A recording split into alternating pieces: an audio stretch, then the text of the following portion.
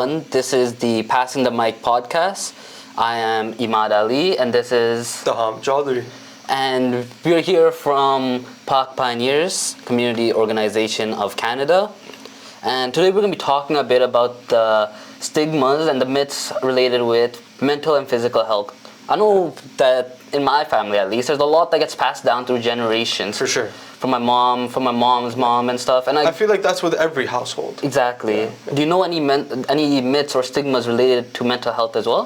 For sure. I mean, right off the top of the head, the biggest one that would come to mind would have to be depression. Oh, yeah. I feel like in a lot of households, depression is overlooked and it's kind of not even looked down upon because they don't think it exists. Yep. You know, it's snap out of it. Yeah. You know, just go get some fresh air. Very common, yes. You know, so I feel like depression itself, it's a major thing where in a society like where we live, especially for a man, man up.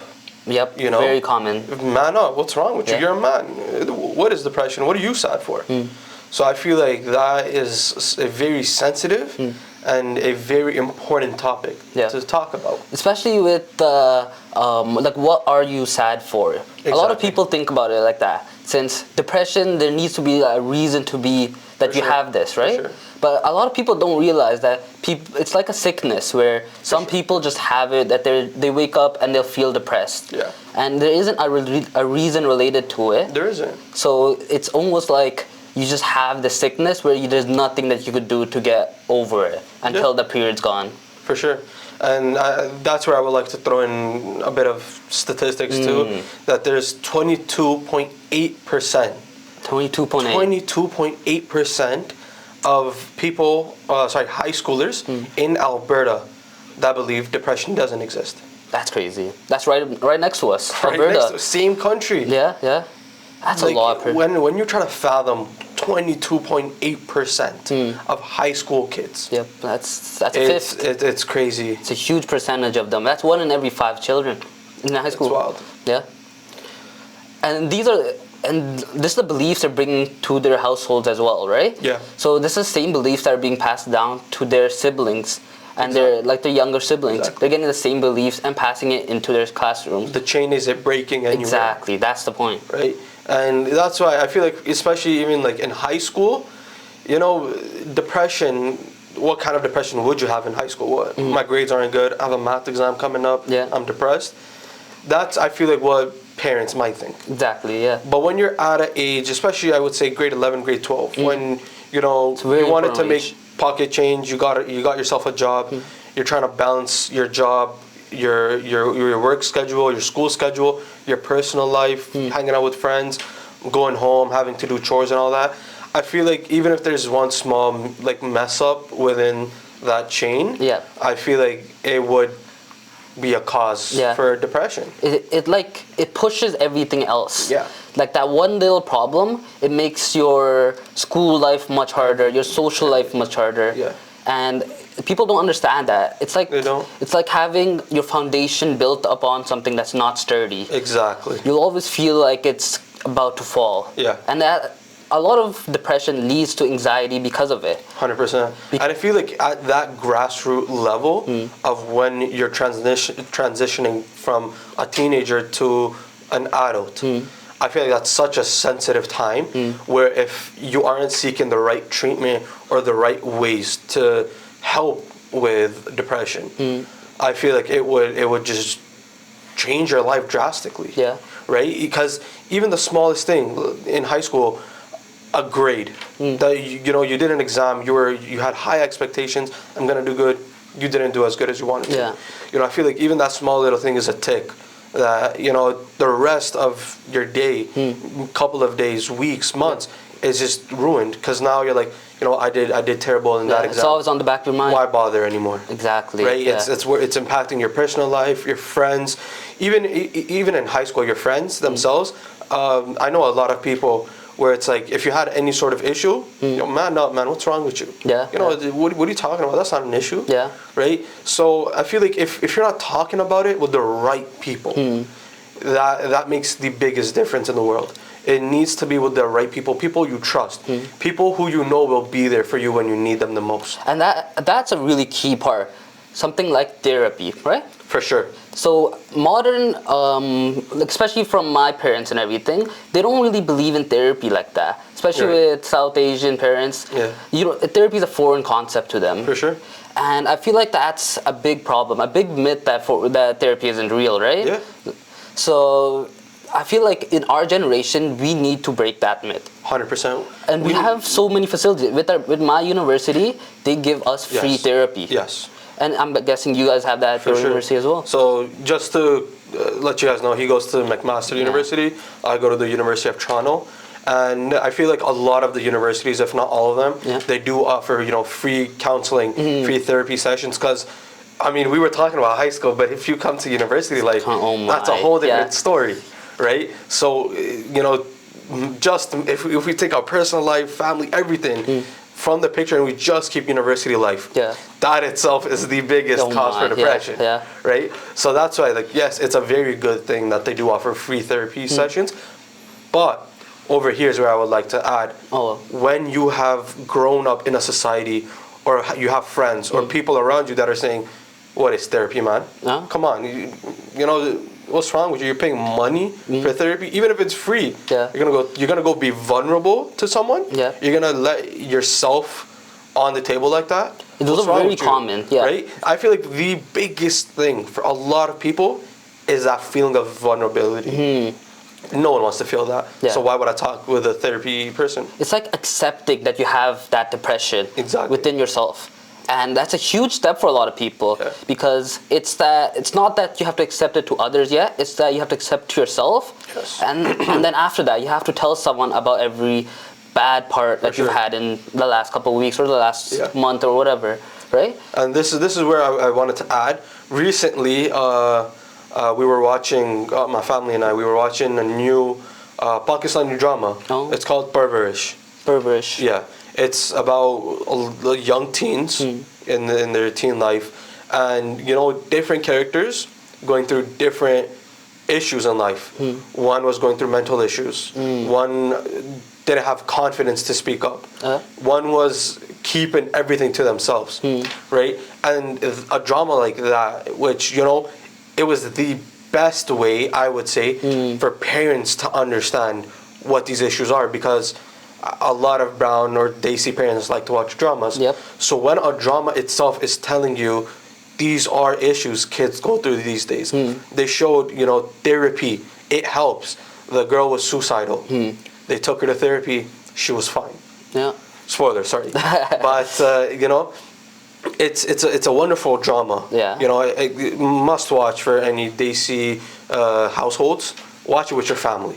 It's a very nice drama. It explains a lot. It opens your eyes to a lot of these issues that are looked down upon. So it really it gives you a better grasp at a different understanding this for sure. But yeah, watch that. Another myth I hear a lot about is related to not your mental health as much, but to your physical health. Something like getting sick, right? My parents have always told me that if you leave your house and it's cold outside, you might get sick. What are your thoughts on that one? It's such a common thing. Right? It's snowing outside. Why are you only wearing a hoodie? Throw on a jacket. Throw on a zip up, and then a jacket. Double socks. I do understand where parents come from. 100%. They're taking the measures required in order to keep you safe. But sometimes it's inevitable. If it's meant to happen, it's meant to happen. Over this summer break, I got sick 3 times. What's the explanation for that? Summer, nothing. There is nothing, right? I personally believe there's a lot of issues, but because of this whole COVID pandemic, everyone's immune system has basically reset. Right? So getting introduced to flus or bacteria that you were used to back then, but not anymore. Like your body built antibodies. So now you're getting sick a bit more often. And even my family doctor said the same thing. That it is because of the whole COVID pandemic, where you were sanitizing, you were wearing masks so much that your body wasn't. You're indoors. Right? They weren't getting used to these bacteria anymore. So I personally believe that. But then if we come back to the whole family topic, getting sick, I don't know. I wouldn't say it's looked down upon because I mean it's getting sick. You can't stop it, You right? can't stop it, right? But it does take a toll on the family itself because if one person's sick, the other people are gonna get sick. It's gonna get passed down, yeah. Everyone's living in the same household, eating through with the same plates and everything. It's gonna get passed down. With colds and flus related to the weather, right? They actually get passed down with viruses. So with the cold and everything, your body kind of just gets a little weaker, and then with the colds, it's easier to penetrate through the through your immune system during those times. So it's always a good thing to be well dressed for the weather, especially when you were younger. I'm guessing your parents told you that a lot more. You'd go out wearing fall clothes during winter, right? Yes. Because it's a hoodie weather. I don't want to wear a hoodie. I want to wear a nice jacket, right? But with those, it builds bad habits through later on, and especially through your kids, right? So when I have kids, I'm gonna be pushing the same thing about wearing winter jackets and stuff. I'd rather my kids be warm and have to take off layers than having to be cold and then there's not much I can do about it. And especially when you're in that phase of teenager where it's style, it's fashion over actually being considerate of your body. Yeah. So I feel like that age, you kind of can't really stop it. You need that extra push. You have to try your best in order to make sure your kids are wearing those extra layers. It's very important because I remember my parents always used to tell me wear the boots, wear the snow boots. They were ugly, right? They were ugly, but they would keep you safe. Keep your feet dry. Sometimes I would wear my Air Forces, and then sometimes I would wear boots. Yeah. But if it's like if your kid is kind of like not leaning towards the boots, maybe get him some fashionable shoes. Yeah. I would say that's bad advice. But I feel like if you really do want your kid to wear boots, just get him nice ones. I bought myself Timberlands. I wore those. Of course, yeah. Give him something he wants to wear, he will want to wear it. Exactly. Yeah. Another one I hear a lot about is that you can sweat out a flu. And actually, I know you tried this one. Yes. On one of our trips. I personally believe it works. Okay. I've tried it. Yeah. And I would say it works. Hey, I mean, that's something. The first day, once you're sick, it won't work then. Yeah. But the next day, it will work. How do you do it? Let's say. It's literally... Let's say I have a cold today. How would I do it? So, what I personally do is the first day, you take your medicine, obviously. You rest up. Yeah. And then if you do have a fever, sleep with a blanket. Okay. And like 2-3 blankets. All right. You to the point where it's like you're burning hot, but it's like thug it out. The second you fall asleep, when you wake up, you're gonna be drenched in sweat. Yeah. You're gonna feel so much better. Okay. And talking about the experience you said, so we went on a trip to New York. Yeah.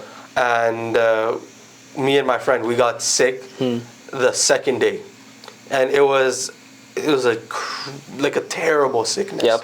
The day we got sick, the day after that, we had booked jet skis in the under the like Manhattan Bridge area, like the proper downtown area. It was expensive too, so we couldn't just refund that. It was just final. We had to go. So what I did, I put on a hoodie, my Roots hoodie. And Roots is very thick. Yeah. It's very thick, right? It's a wonderful company. If you live in Canada, you know. You know. Yeah. So I put on my Roots hoodie. I put on sweats, socks, double blanket. Oh. I sweat the entire night. How'd you feel in the morning? I woke up. I was in a way, I was energized. Yeah. In a way, yes, I was still sick, but compared to what I was that night, it was skyrocket difference. Really? Yeah. So I would say, try it out. It doesn't hurt to try it out. Yeah. I've done it personally, so I can vouch that it does work. Yeah. But maybe sometimes for some people it doesn't work. Yeah. I would say works, though, try it out. You told me you had another myth, right? Yes.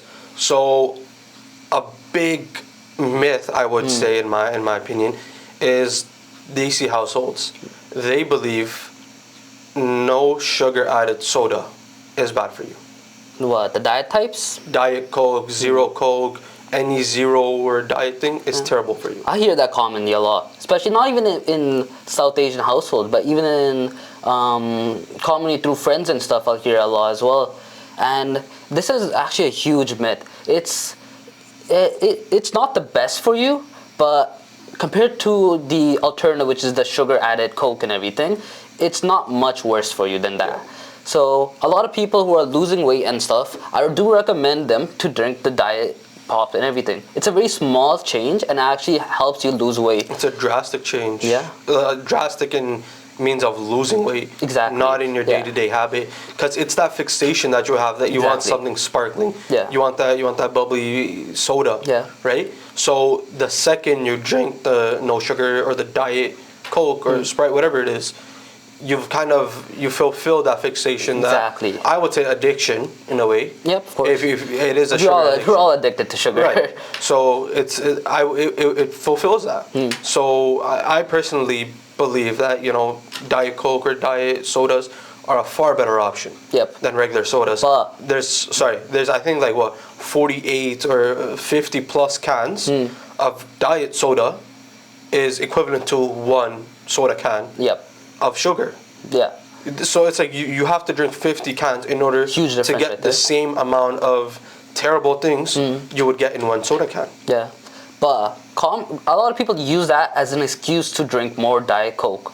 Of course, Diet Coke isn't good for you. It has you have the same taste, right? Yeah. It's like there's an alternative to sugar in that. Yeah. Where it doesn't have the negative effects that sugar has, but it has its own negative effects. Yeah. Which would affect you in different ways, right? I never recommend Coke in general if you haven't began. Yeah. If someone is drinking Coke, then I do recommend to switch to the diet side. Yeah. It's a better alternative to regular Coke, but still not the greatest thing to drink, right? For sure. And especially with diets and everything, most people focus on eating a lot of vegetables and a lot of fruits. But with those types of food, you don't have as much taste. Yeah. It's actually a fat. With like protein and stuff, that's good taste. You love protein. Who doesn't like chicken or beef compared to like celery, right? Yeah, for sure. But in that Coke can, you have the taste that you need. So with your salad or whatever you're gonna eat, you can have like a bit of a Coke can. That's fine. That's perfect. Yeah. Alright, that's the biggest misconception I believe is amongst a lot of households. Yeah. Right. So I would okay, I messed it up. Whatever. Cut. 3, 2, 1, action. So, moving on, another myth I would say would have to be, if you skip certain meals in a day, it'll help you lose weight, or don't eat any carbs. Yeah. Common, very common. Carbs are terrible for you. Don't eat any carbs. No sugar, none of that. Yeah. I personally believe yes, don't intake sugar. However, it is inevitable. You will somehow get your sugar dose in. Yep. But what do you have to say about carbs or skipping a meal? So for carbs, right? Carbs are still a daily necessary thing for your food plate, even. So when you eat carbs, carbs are known for having calories. Something like bread, something like naan and stuff. Those are known for having calories. Yeah.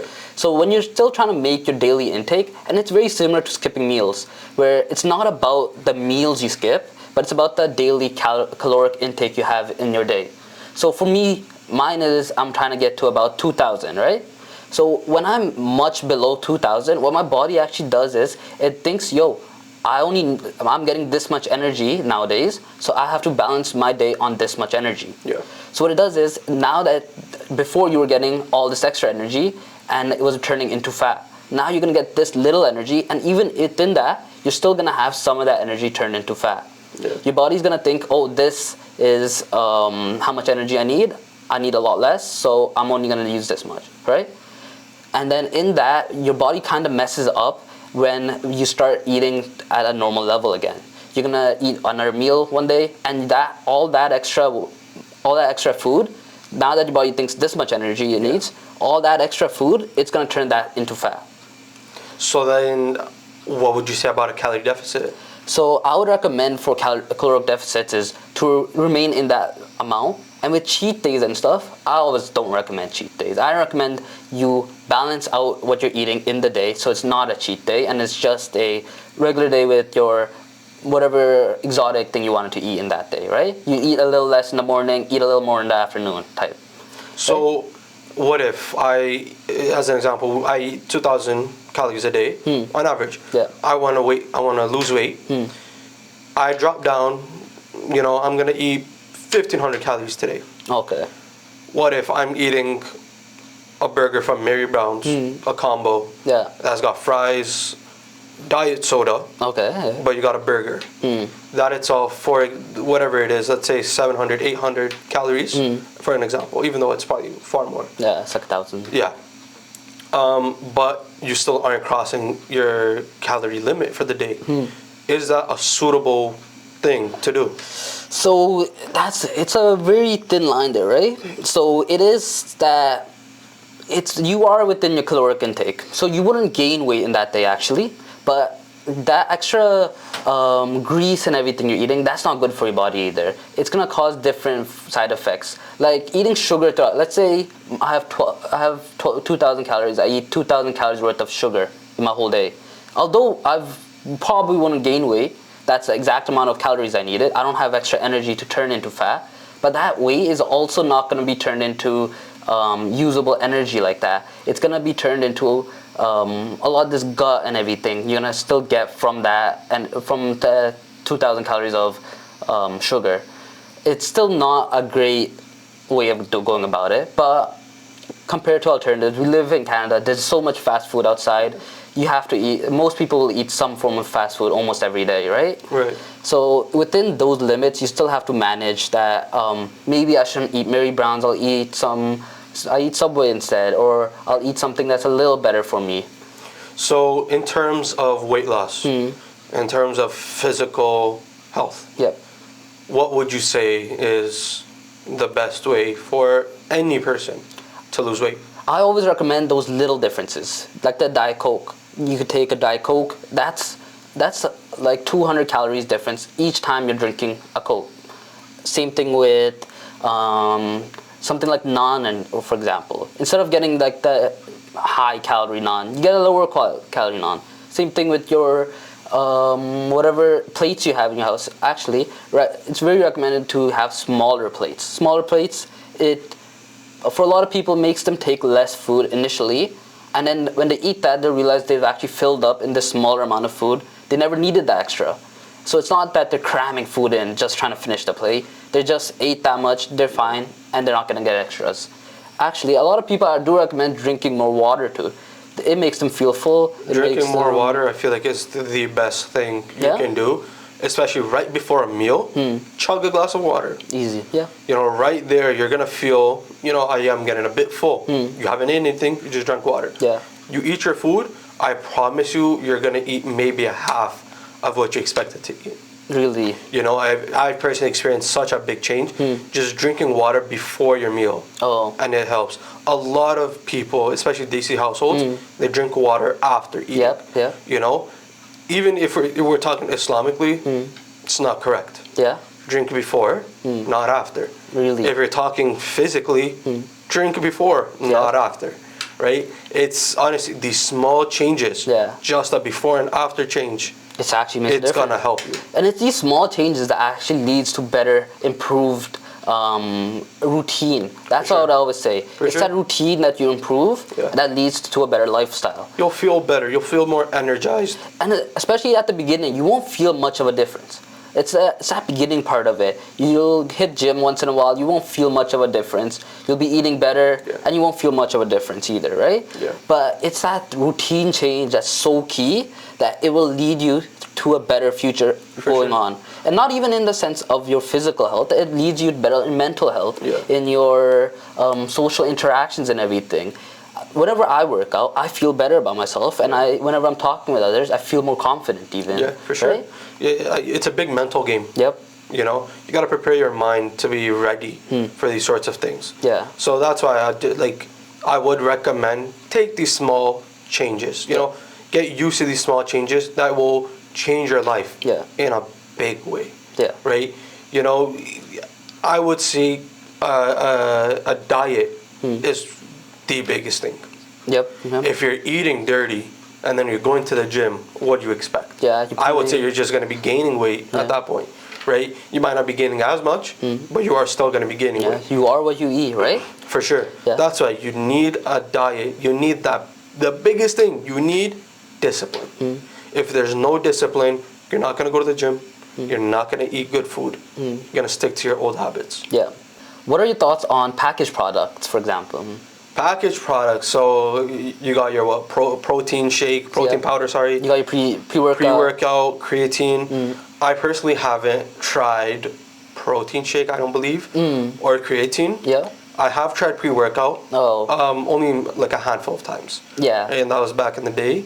But I don't like to use those. I just like to use my own energy, own discipline. A lot of people do that. Yeah. Right. But I don't see a downside to it. Just unlike a lot of the Desi households who look very, very much down upon dabba products. Yeah, yeah. Common term. For those of you who don't know the term dabba, it's basically packaged products. Exactly. In terms of protein or creatine. Yeah. So I personally believe that, if you are taking protein powder, you're taking a protein shake every morning, I personally think it's good for you. How else? You're not going to be eating a steak every single day. You're not going to be drinking raw eggs every day. Come on, be realistic. Yeah. You're getting a good source of protein right there, fulfilling what you need, helping you boost, helping you make that muscle. For sure. You got creatine there, putting water into your muscles, helping expand them, making them look bigger, making them bigger. So I personally believe no harm, no foul.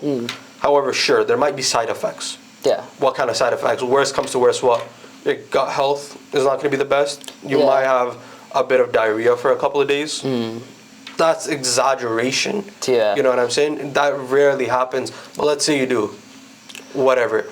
Same goes with protein. What's the worst that's going to happen? Yeah. Nothing. It's protein. It's What is the protein. worst that's going to happen? You might not get a good night's sleep. Come on. Once it's a habit, I personally believe it's a very, very good thing. Yeah. But my objection with Desi households is that you're willing to drop $7, $8 extra dollars on eggs that are free run or free range omega-3. Yep. Free. They ran in a field, those chickens that lay the egg. Yeah. You're willing to drop $7 each on a dozen, but you're not willing to allow someone to take protein shake or creatine. Yeah. I guess in a way, sure, it doesn't make sense, but at the same time, what's the point of this whole natural thing? Exactly. You know what I'm saying? It has to be naturally sourced. It has to be free run. It has to be omega-3. That's good for you. I'm willing to spend extra money onto that, but I won't take a supplement that it is scientifically proven to help boost you. Yeah. Right? A lot of parents will say, "Why are you taking a protein shake? Eat a banana. Yeah. Eat eggs." Yep. How many eggs am I supposed to eat in a day Really? Yeah, for me to exactly. compensate for the amount of protein I would be taking from a protein shake than eggs? Yeah. One of those boxes has about 24 grams of protein. Yeah. An egg has what? 3-4 grams of protein in each egg, maybe 6. I mean, come on. That's a lot. Let's say you have spent that $7 extra on free run omega-3 eggs. You'll get 6 grams of protein. Yeah. Compared to a 20. It's crazy. Huge difference. It's a massive difference. It's one shake. That's what I'm saying. Exactly. So I personally, I get it. It is a good thing. Yes, it's a natural thing. But sometimes natural isn't the best option. Really? You look at honey, for example.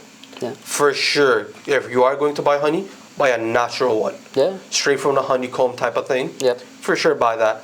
But you can't say honey will solve all your sickness. It'll cure everything. Yeah. Right?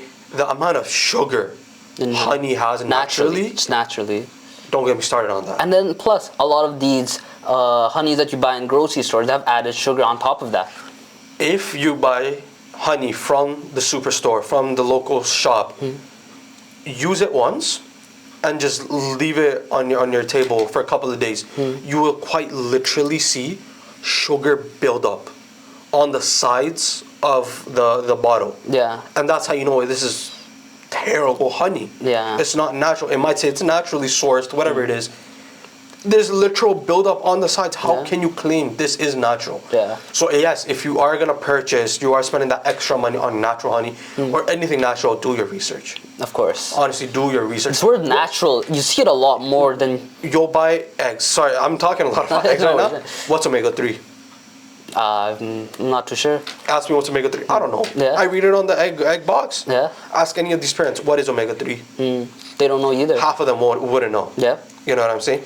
Do your research. Do your due diligence.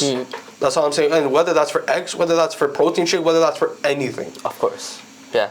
Coming back to depression, coming back to mental health, coming back to physical health, any sort of thing, do your due diligence. Of course, yes. Learn about that thing. Your son is coming up to you, your daughter's coming up to you, I think I have depression. A, they gotta be extremely vulnerable at that time. Yeah. Like, do your due diligence, right? If I come up to you as a friend, you know, yo, I feel like I have depression, you know, I know there's something wrong in my life, but like, there's just, everything's not going the way it's supposed to. Like, I don't know what's wrong, but, you know, I'm not me. And if I say something like, be a man, what's wrong with you? You see what I'm saying? I'm sorry for laughing, right? But this is, it's absurd. At that moment, I was so vulnerable. And you basically slapped me across the face, what's wrong with you? Yeah, yeah. Come on. After that, I know for a fact I'm not trusting no one. You were my day one best friend. You said that to me right in front of my face, right to my face. Why would I go to a third man and talk to him? That's where I want to say that if your kid is coming up to you, if your child is coming to you, if a friend is coming up to you, if a neighbor's coming up to you, if anyone is coming up to you, they're telling you, hey, like, I think I'm going through something right now. I think I have depression. Any other sort of issue to a mental health issue. It doesn't only have to be depression. Listen to what they have to say. Acknowledge what they are saying. Understand what they are saying. Answer them. Show empathy towards them. Help them. You know, I personally believe you not cure, but you could help make a depressed person so much better just by listening to what they have to say. 100%. Just listen. All you have to do is listen. I'm not telling you reply to them. Don't say anything. You just went an hour speaking to me about how you're depressed. I've listened to you. I've acknowledged it just by listening. You already feel so much lighter. I understand what you're going through. I know next steps I have to take. I have to be there for you. Whatever it is, I'll take those steps. But you, the depressed person, you already feel so much better. It feels like someone is there for me, right? It's that when I'm saying something, that someone else understands what I am saying, that something that I've been through, someone maybe hasn't been through the exact same thing, but something similar, or they know someone that's gone through something similar. And it's even like just an ear to talk to a lot of times, where it's just getting it off my head. Ear to talk to, shoulder to cry on, all of that. And I feel like this is where parents, they have the biggest role. If you're turning down your child at that vulnerable stage, I can promise, I can guarantee they will never share anything with you again. 100%. Why would they? The smallest thing, I can come up to a parent, I can tell them, hey, you know, I got a bad grade on my exam. That's fine. I'm not vulnerable like that then. Where I am the most vulnerable, I'm telling you how I actually am feeling, what I'm feeling on the inside. And you have just pushed me to the side. I promise you I'm not coming up to you ever again to tell you how I'm feeling. That's for any single child, and I can guarantee you that. That's where you have all these people going to their friends, talking to them, talking to outsiders, and then parents wonder, where is he getting this idea from? Where is he getting these ideas from? Why don't you talk to us? Why don't you share anything with us? You know, I've seen so many kids go down the wrong path just because they didn't have anyone talk to them. They're taking advice from people they don't know of. They don't know what they've been through. They don't know where they're going either. They're just taking it based off, my situation is a little bit similar to this person's. I'll just take whatever they're going off Especially in high school, where you have to make the right choices in friends. Here, this is the perfect time I would like to say, as a child, your parents would say, be careful who you're friends with. Your friends are who you are. I guarantee you that's a fact. As a kid, teenager, that doesn't make any sense. When you get to the adult life, university life, you truly understand it.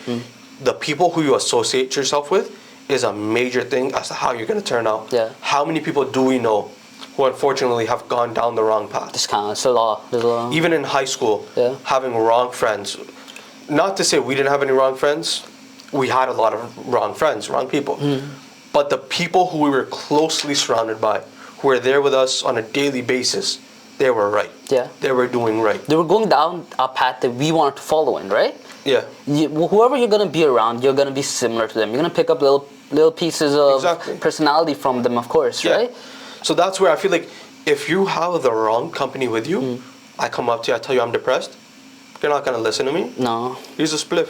Yeah. Here's drugs. Yeah. Smoke it. Take it. Right? Yeah. Like it's such a big deal where your friends matters so much. Yeah, for sure. So that's where like parents listen. Literally. Of course, yeah. Just listen. Friends even. I'd say friends need to listen more. Yeah. That's like, as boys, you need to listen to your boys. Yeah. You'll have their backs. If there's any kind of beef, any kind of problem, you'll be there. But when a person's having an internal problem, an internal beef, you're not going to be there for him. Exactly. It doesn't make sense. So, ladies and gentlemen, this is where we would like to end today's podcast. It's been quite long. Yeah. But hope you guys were you learned something new. Yeah. You know, a bit for everyone, right? Hopefully you listened to this podcast, right? Any final remarks? I say do your own research, like we said. Check out some more of the previous podcasts that we've done. For sure. Stay tuned for the next ones. Yeah. And listen. Period. That's it. Thank you for tuning in. Stay tuned for the next episode of Passing the Mic from Pak Pioneers Community Organization of Canada. We were your hosts, Imad Ali, Tahaam Chaudhry. We will catch you guys next time. Thank you. Ciao.